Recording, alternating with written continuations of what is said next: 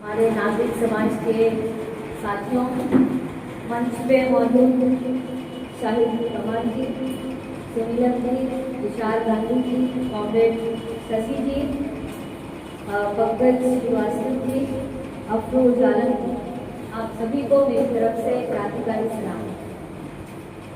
आज के समय में जब डॉक्टर सुनीलम ने बहुत ही डिटेल में सारी चीज़ों के बारे में बात की कि क्यों ये चुनाव हम सब के लिए इम्पोर्टेंट है, हम सब के लिए ज़रूरी है, क्योंकि आज के समय में जिस तरह से डेमोक्रेसी के ऊपर, लोकतंत्र के ऊपर, संविधान के ऊपर, सिविल सोसाइटी के ऊपर, जर्नलिस्ट के ऊपर, कलाकारों के ऊपर और सोचने वाले लोगों, जनता के ऊपर जो हमला किया जा रहा है, उसके खिलाफ हमें एकजुट होने की जरूरत है। यहाँ जब बात कर रहे थे डॉक्टर सुनीलम जी कि किस तरह से जो सोचने वाले लोग हैं, समझने वाले लोग हैं, जो किसी इशू के ऊपर आवाज उठाने वाले लोग हैं, उसकी आवाज को बंद करने के लिए कई तरह से उनको जेल में बंद करने की कोशिश, उनको डराने धमकाने की कोशिश की जाती है। आज के समय में अगर विश्वविद्यालय में अगर कोई बात हो जाए तो वहाँ के शिक्षकों को इस बात की चिंता जरूर रहती है कि इस बात पे अगर हम वहाँ पहुँचे, उस बात पे हम अगर बात उठाएं तो पता नहीं कल हमारे ऊपर क्या कार्रवाई हो जाए। आजकल जो लोग सोचते हैं, जो लोग बोलते हैं, उनके ऊपर हर तरह से रोकने की कोशिश की जा रही है। यहाँ हमारे नागरिक समाज के लोग जो युवाओं के ऊपर भरोसा करके, आप सभी ने भरोसा करके जो आज मुझे उम्मीदवार आपने यहाँ दीघा विधानसभा क्षेत्र से बनाया है, उसके लिए मैं आभार व्यक्त करती हूँ। जैसा कि हम सभी जानते हैं कि युवाओं के ऊपर भी जो हमला है, उनके पास रोजगार नहीं, उनके पास यहाँ पे रह करके एक क्वालिटी एजुकेशन जो मिल जाए वो तक यहाँ पे संभव नहीं। पटना विश्वविद्यालय बिहार में ही नहीं, देश विदेश में जिसको जाना जाता था, उसकी हालत हम और हमसे और आपसे बेहतर कोई नहीं जानता होगा कि किस तरह से वहाँ शिक्षा व्यवस्था क्या है, वहाँ पे जो टीचर्स हैं उनकी कितनी कमी है।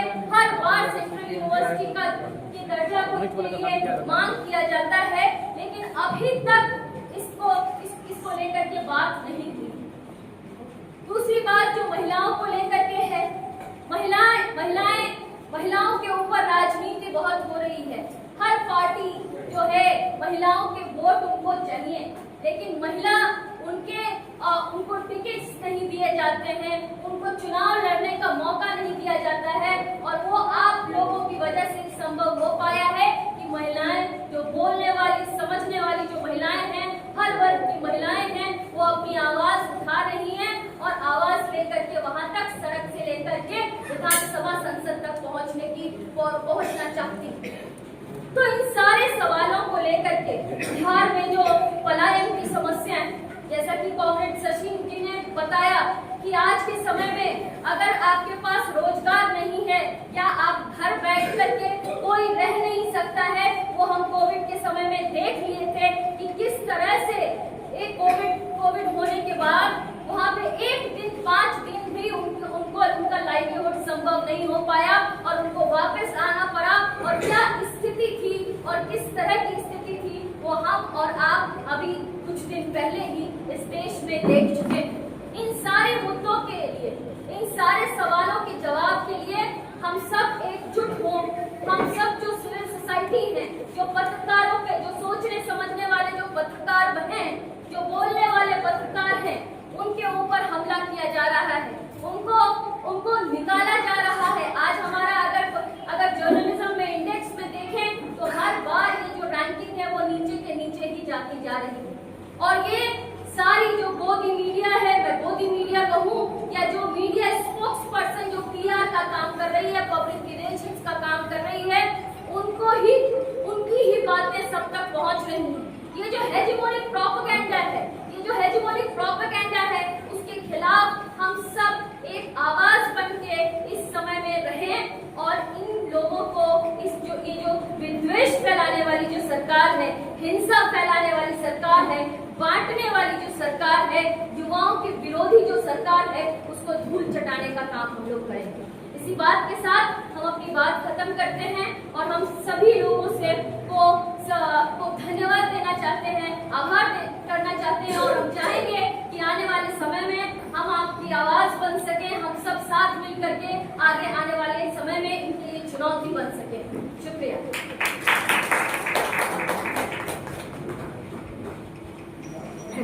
वो युवा है, ये मामला केवल पुस्तक सीमित रहने का मामला नहीं है। आम युवा इस दीघा के अंदर, इस पटना के अंदर, बिहार के अंदर अपने सवालों को लेकर के अगर वो दिव्या जी का समर्थन करता है, महागठबंधन का समर्थन करता है, तो मुझे लगता है कि महागठबंधन की जीत को कोई भी रोक नहीं सकता, किसी भी विपक्ष के ऊपर नहीं रोक सकता। तो जैसे मैंने पहले कहा कि पहला काम हमारा एनर्जी का चैनलाइजेशन है, ऐसे दूसरा काम हमारा ये है कि युवाओं का जो पूरा सपना है, उस सपने को हम अपने संघर्ष के साथ में, हम अपने इस चुनाव के साथ में कितना जोड़ पाते हैं, ये हमारे सामने एक बहुत बड़ी चुनौती है। और मैं उसके बारे में आपसे कहना चाहता हूं कि आपका अपर हैंड है। आपका अपर हैंड इसलिए है कि बेरोजगारी के मुद्दे के ऊपर नीतीश सरकार 20 साल के अंदर फेल हुई है। और कुछ समय अगर तेजस्वी रहे और अगर 5 लाख युवाओं को रोजगार देने की बात हुई, देखिए परसेप्शन का बहुत बड़ा महत्व है। और परसेप्शन ये है कि और कोई रोजगार नहीं दे पाया, तेजस्वी जी ने रोजगार देने का काम किया है।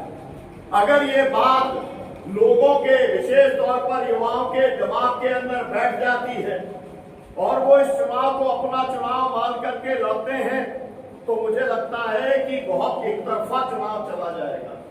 नहीं तो आपको मालूम है, वोट जो चोर है, जो मैं ये मानता हूं, जिसके ऊपर रिसर्च करने की जरूरत है, आपके पास बड़े बड़े इंटेलेक्चुअल है, दिव्या जी, रिसर्च जरूर होनी चाहिए कि इसने, एनडीए ने और भारतीय जनता पार्टी ने, ये 4 लोगों ने बहुत बड़े साइबर एक्सपर्ट नहीं, साइबर क्रिमिनल्स को हायर किया है दुनिया में। और बड़े बड़े क्रिमिनल्स को लगा करके हर बार नए तरीके से चुनाव को चोरी कर लेना, इसकी एक्सपर्टाइज उन्होंने डेवलप करने का काम किया है। उसका जवाब अगर कोई दे सकता है तो युवा ही दे सकता है, और युवा ने दिया। अगर कोई बिहार को जानता है तो या तो कहेगा नालंदा की बात, 2500 साल का गणतंत्र का इतिहास, तमाम सारी बिहार के जो है यहाँ के सांस्कृतिक और धार्मिक तमाम सारी बात करेगा। लेकिन उसके बाद में अगर वो बात करेगा तो इस समय की जो सबसे बड़ी चुनौती है वो उसकी बात करेगा। तो बिहार की जो अपनी समस्या है, उन समस्या को लेकर के 20 साल के अंदर जो काम नहीं हुआ, चाहे पलायन का मामला हो, चाहे शिक्षा का मामला हो, चाहे रोजगार का मामला हो, जो भी बाढ़ सुखाड़ का मामला हो, वो सब चीजों के अंदर मुझे लगता है कि हम ऐसे ग्राउंड के ऊपर खड़े हुए हैं कि हम लोग मेरिट के आधार पर इस चुनाव को आसानी से जीत सकते हैं। लेकिन चोरी को रोकना हम लोगों का सबसे महत्वपूर्ण काम होना चाहिए। और युवा शक्ति जब खड़ी होती है तो फिर छात्रों का आंदोलन हुआ, जिसे जेपी आंदोलन कहा जाता है। और जेपी के नेतृत्व के अंदर इस देश के अंदर केवल यहाँ की सरकार नहीं बदली थी, केवल गुजरात की सरकार नहीं बदली थी, दिल्ली की सरकार बदली थी। बहुत सारे लोग हमसे कहते हैं कि भाई आप तो कांग्रेस का प्रचार करने के लिए आए, गठबंधन का, आप ये बात क्यों कह रहे हैं? हमने कहा कि इतिहास का उल्लेख तो किया ही जाएगा। और वो जो पूरी ऊर्जा थी वो बिहार की ऊर्जा थी, वो जो ऊर्जा थी वो छात्रों की, युवाओं की ऊर्जा थी। और उसी ऊर्जा से आज परिवर्तन हो सकता है। बिहार के अंदर जो बदलाव है, जिस युवा ने उस समय परिवर्तन किया था, वही युवा इस समय परिवर्तन करेगा कट्टरवादी ताकतों के खिलाफ में, कॉर्पोरेट वाली ताकतों के खिलाफ में। और ऐसी ताकत जो अडानी को 1-1 रुपए एकड़ के ऊपर जमीन दे दे और पूरे बड़े पैमाने पर बेघर जो लोग हैं, जो भूमिहीन लोग हैं, वो बिहार के अंदर दर-दर भटकते रहे, ये सवाल तो अहम बनेगा ही, बनना ही चाहिए। अडानी अंबानी से लड़ाई कोई हवा में नहीं हो सकती है, अडानी अंबानी से लड़ाई ग्राउंड के ऊपर होगी। और मैं इस बात को कहने का इसलिए अधिकारी हूं कि हम लोगों ने लड़ा है। मैं जहां से मध्य प्रदेश से आता हूं वहां पर लड़ा है। वहां पर आप गूगल में सर्च करके देखिएगा, अडानी पेज पावर प्रोजेक्ट है। अभी सुपर प्राइम मिनिस्टर बना है अडानी, लेकिन वहां पर अपना पावर प्रोजेक्ट नहीं लगा पाया। यही संगठन है किसान संघर्ष समिति, जिसका मैं कार्यकर्ता हूं, जिसने कि अडानी को वहां पर आज तक हाथ नहीं रखने दिया। जमीन हो गई, हो गया, सब कुछ हो गया, एक ईंट नहीं रखा पाया। मेरा कहना ये है, ये जो संघर्ष की कुवत है, ये जो त्याग और बलिदान की कुवत है, वो बिहार में है, बिहारियों में है। और मेरे बारे में तो जिन्हें मालूम होगा, मैं हूं तो मध्य प्रदेश का वहीं पैदा हुआ, लेकिन पूरा आईएएस और आईपीएस और जितने बड़े लोग हैं वो मुझे बिहारी ही करके जानते हैं और वो मानने को तैयारी नहीं है कि मैं मध्य प्रदेश का हो सकता हूं। हालांकि इतना बड़ा डोसियर मेरा बना हुआ है इंटेलिजेंस का। मेरा कहने का मतलब ये बात को मैंने इसलिए इंगित किया कि जहां पर कॉन्शियसनेस की बात आती है, पॉलिटिकल कॉन्शियसनेस की, तो बिहार की बात आती है। और इसीलिए हम उस कॉन्शियसनेस के ऊपर भरोसा करके हम ये कह सकते हैं कि उसके पास में जो बेस्ट उम्मीदवार है, दिव्या गौतम जी के तौर पर सीपीआई का उम्मीदवार या महागठबंधन का उम्मीदवार, उसका साथ इस क्षेत्र के नागरिक देने का काम करेंगे। हम सब लोग तुषार जी को सुनना चाहते हैं। अंतिम बात मैं अपनी कहूंगा, और वो अंतिम बात है सिविल सोसाइटी की बात है। आपको मालूम है सिविल सोसाइटी का और पॉलिटिकल पार्टीज का रिश्ता कोई बहुत अच्छा नहीं रहा है। वो सिविल सोसाइटी को पार्टियों वाले लोग एनजीओ मानते हैं, और एनजीओ वाले लोग मानते हैं कि पार्टी वाले लोग अपने अलग लोग खजोट के अंदर लगे रहते हैं। इनका मतलब होता है पावर पाना। लेकिन पिछले दिनों इस देश के अंदर एक ये बड़ा डेवलपमेंट हुआ। सिविल सोसाइटी ने अपनी ताकत साबित करने का काम किया है, और वो सबसे बड़ी ताकत कर्नाटक के अंदर साबित की है। यहाँ पर अभी बी.आर. पाटिल जी हमारे साथी हैं, है ना, वो गलत टिकट ले लिया पट्टा की जगह पर। बक्सर का बीए होते हैं सब मंत्रियों के, तो वहां पहुंचे, तो वहां से सुबह से चले तो अभी आने वाले पहुंच जाएंगे। उनके क्षेत्र के अंदर वो शायद आपको बतलाने का उस समय न बचे, तो मैं बताता हूं। वोट चोरी उनके क्षेत्र में, आलंद क्षेत्र में कैसे हुई। उनके अपने 5000 समर्थकों की तरफ से ईमेल गए, और ये ईमेल गए कि हम यहाँ पर नहीं रहते, हमारा नाम काटा जाए। नाम कट गया। जब ये जानकारी इनको मिली, इन्होंने जाके रिपोर्ट की, एफआईआर हो गई, और उसके बाद में मामला डंप हो गया।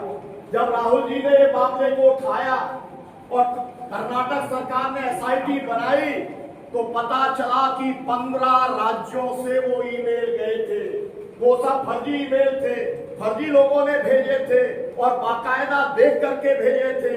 और अब जो बीजेपी का उम्मीदवार है, उसके यहाँ से टनों कागज पकड़े गए, और जब टीम वहां पर पहुंची तो उसने सब कागज जला दिए। तो जले वाले कागज भी अभी जो है जब्त कर लिए गए। तो वो बी.आर. पाटिल जो 4 बार विधायक के तौर पे जीते, लेकिन 3 बार कभी 500 वोट से हारे, कभी 700 वोट से हारे, कभी 1200 वोट से हारे, वो आपके बीच में यहाँ पर दिव्या जी के समर्थन में अपनी बात रखने के लिए वो यहाँ पर पहुंचने वाले हैं। मेरा मतलब है, उन्हें इसलिए हम लोगों ने आमंत्रित किया है कि आप वोट चोरी का जो सबसे पीड़ित व्यक्ति है वो आपके सामने आए, और जो एक जिम्मेदार व्यक्ति है, गठबंधन का नेता है, वो आए। खड़गे की उन्हीं के क्षेत्र गुलबर्गा से आते हैं, तो वो भी अपनी बात रखेंगे। मैं सिविल सोसाइटी के साथियों से यह अनुरोध करना चाहता हूं, सबसे ज्यादा संकट सिविल सोसाइटी के लोगों के ऊपर ही है, क्योंकि हमें आंदोलनजीवी माना जाता है, और आंदोलनजीवी मतलब कहीं ना कहीं माओवाद से जोड़ दिया जाता है, और माओवाद का मतलब फिर सीधे आपके लिए जेल है, सीधे आपके लिए यूएपीए है, फिर आपकी 1.5-2 साल 5 साल तक जमानत नहीं होनी है। तो सबसे ज्यादा खतरा जो है वो हमारे ऊपर ही है, और ये खतरा लगातार सबके ऊपर बढ़ रहा है। समय नहीं है कि किस तरीके से हमारे उमर खालिद से लेकर के और तमाम सारे जो साथी हैं उनको जेल में रखने का काम किया गया है। और लगातार हारने के बाद में बिहार की जीत अगर होगी तो एक नया रास्ता तैयार होगा, लोकतंत्र भी बचेगा, संविधान भी बचेगा।